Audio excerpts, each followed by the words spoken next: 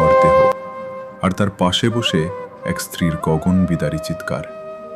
কুমিল্লার এই দৃশ্যটি আজ স্তব্ধ করে দিয়েছে সামাজিক যোগাযোগ মাধ্যমকে।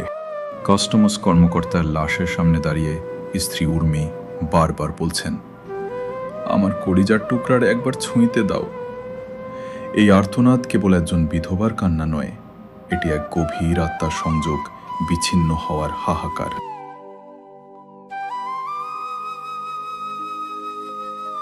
মাঝে মধ্যেই আমরা দু একটি বিচ্ছিন্ন ঘটনা নিয়ে পুরো নারী বা পুরুষ জাতিকে কাঠগড়ায় দাঁড়াই, কিন্তু উর্মির এই ভালোবাসা আমাদের চোখে আঙুল দিয়ে দেখিয়ে দেয় সম্পর্ক টিকে থাকে বিশ্বাস আর ভালোবাসায়। প্রতিটি মানুষ তার কর্মের জন্য দায়ী, তার লিঙ্গের জন্য নয়। এমন ভালোবাসা জুটুক সকল পুরুষের কপালে, কারণ ধীরে ধীরে আমাদের সমাজ যেই দিকে যাচ্ছে, আমাদের পরের প্রজন্ম হয়তো ভালোবাসার সংজ্ঞাটা কি সেটাই বলতে পারবে না। আমরা চাই এমনটা না হোক, পৃথিবীতে চিরকাল বেঁচে থাকুক এমন নিঃস্বার্থ ভালোবাসা। কেরানীগঞ্জ নিউজ 24-এর পক্ষ থেকে নিহত কর্মকর্তার আত্মার মাগফিরাত কামনা করছি এবং শোক সন্তপ্ত পরিবারের প্রতি জানাই গভীর সমবেদনা।